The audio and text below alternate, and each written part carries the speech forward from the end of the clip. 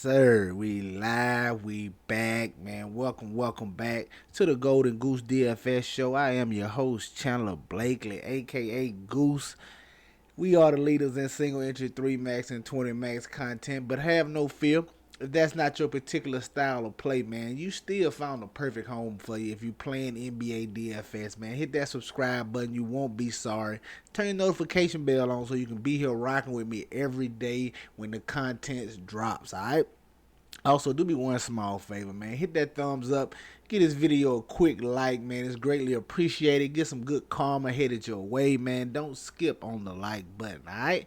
Do me that one small favor. Thank you so much for tuning in. This is my starting 5 series where I give you 5 plays that's going to be in my lineup more than likely on DraftKings and FanDuel. And like I always tell you, I always say more than likely because this is NBA DFS. You know, players get ruled out last minute. In the case of last night, you get last minute lineup starters or changes that you didn't expect. So you just get a lot of that with NBA basketball. You have to be tuned in, all right? But like I said, thank you for being here. We're going to talk about it. But before we do, man, we got my lineup review. Going over my best lineups from yesterday's slate. So let's talk about it. Get comfortable, put up a seat, lay on down, whatever you need to do. All right? Yesterday, man, FanDuel lost, but I only do one lineup over there, so you know that. DK was about even. I lost a little bit of my buy-in over here, but as you can see, my high scoring lineup was 285. Man, we got some unexpected news with that Celtics starting lineup. They moved Cornette into the starting lineup, left everybody scrambling. I had some, you know, if you saw my video, I was Jonte Porter, but once we got that Cornette news, I pretty much pivoted to him everywhere and tried to make some changes around that. But like I said, just didn't get the right combinations of players last night. At the top, Donovan Mitchell, 25% on. Everybody know, man. Everybody was pretty much, not everybody was there, but definitely a higher on piece.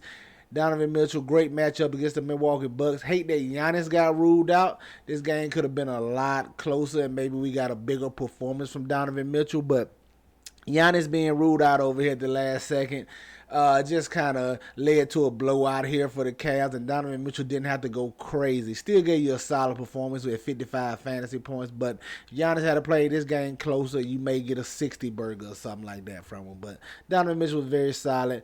Peyton Pritchard, 44% on. Knew he was going to get more playing time. Kind of anticipated him possibly moving into the starting lineup for Derek White, but they didn't go that route. He was okay, 25 fantasy points at 4K. Didn't do nothing to put you over the top, but he was a solid value piece for you.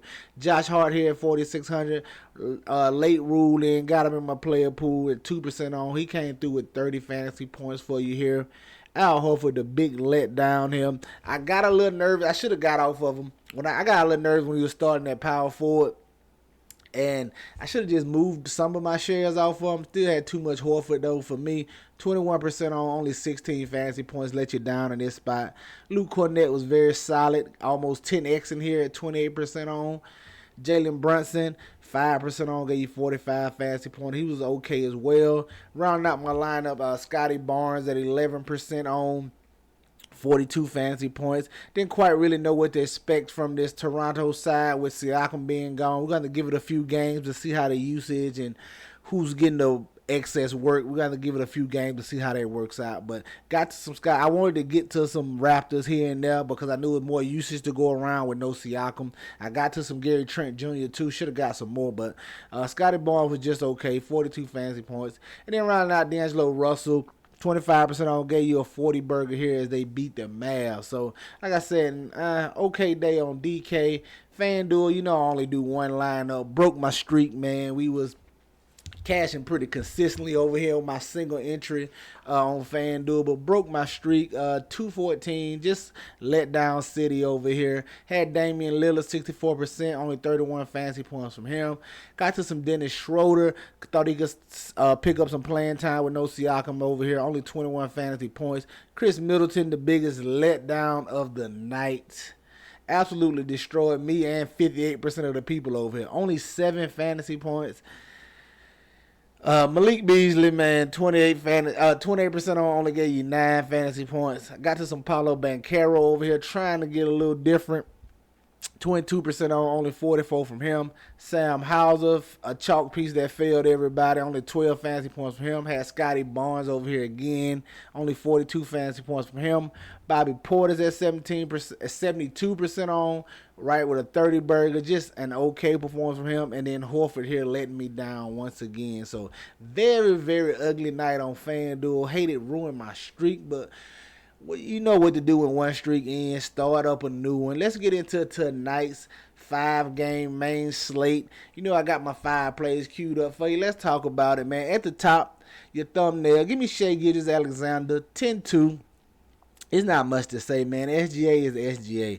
Going against the Utah Jazz team who has been playing surprisingly well. So they could be in this game. Vegas got this projected to be a close game here, which means you can need the full capabilities of SGA. I like getting to him right here. One of my favorite pay-ups on the slate going against the Utah Jazz. Sign me up for Shai Gilgeous-Alexander.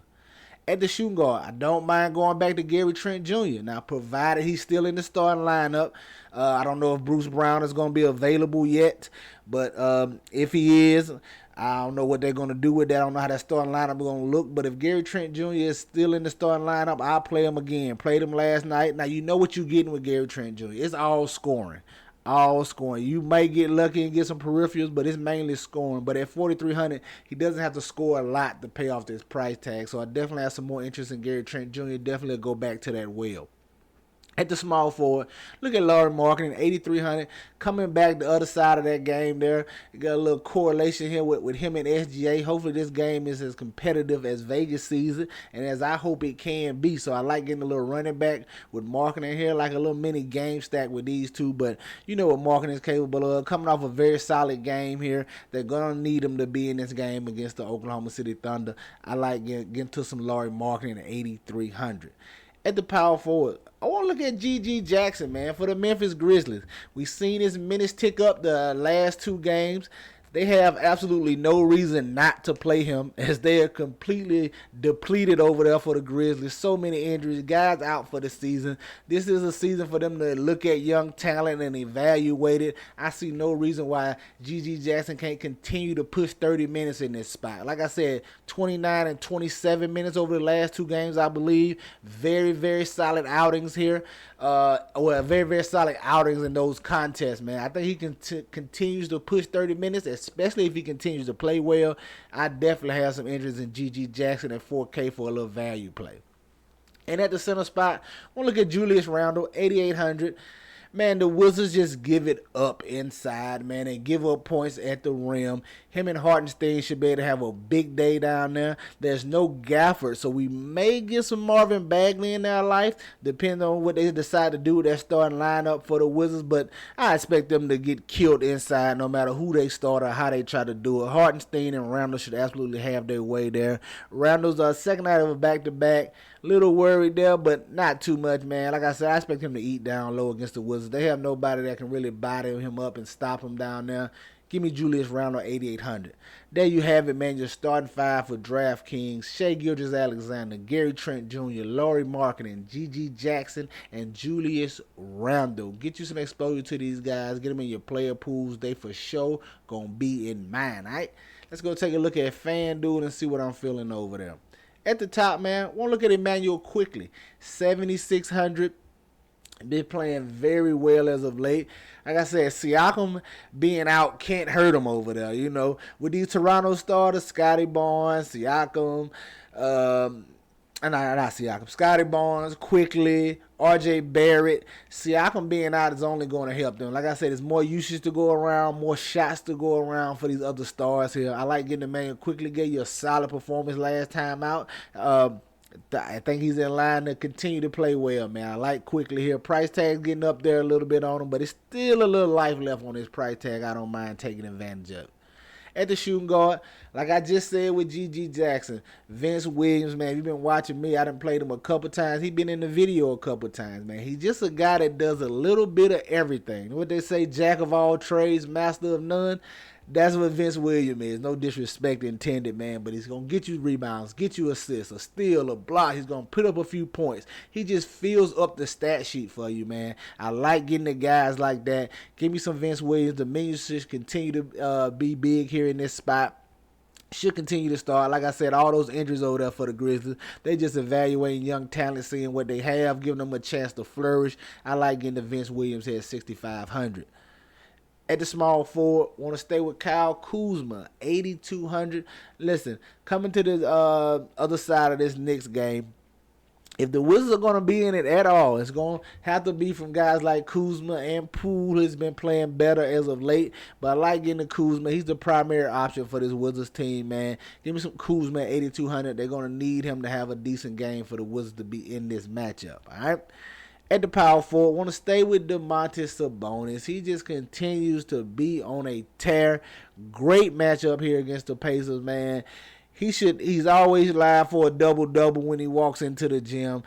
He's live for a triple-double as well with the way he's been playing lately, man. I'm just going to continue to play Sabonis and ride the hot hand here. Give me Sabonis at 10-3. And at the center spot, like I said, you may see some Marvin Bagley. Now, this is definitely dependent on the starting lineup and what they decide to do. But no Daniel Gafford over here. Bagley is one of the only bigs they really have left on the roster. Unless they're going to go small, let Kuzma play the center or something. You could get that as well, but definitely keep an eye on this Wizards starting lineup. If Bagley's in there, man, we're going to take some chances on him. He should get bigger minutes if he starts because they have no other bigs for the Wizards. So this could be a spot where you see 30 minutes from Bagley barring foul trouble. And if he's going to get 30 minutes, man, I know he's not the greatest fantasy producer in the world, but 30 minutes at this price tag for a big man, he should be able to return a solid value. Should be live for a double-double if he's getting 30-plus minutes as a big, all right? But there you have it, man. You're starting five for FanDuel. Marvin Bagley, Domantas Sabonis, Kyle Kuzma, Vince Williams, and Emmanuel Quickly. All right? It's a 5-game that's going to be a little tougher today. You might have to play a little more for guys than you're used to or that you're comfortable with. But that comes with the game, man. Y'all know what my motto is. Chances make champions. You got any questions, comments, concerns, leave them down below. Hit me up on Twitter. I'll respond as soon as I see it. That's going to do it for us here today, man. Y'all green up. I'll catch y'all next time, all right? Let's get it.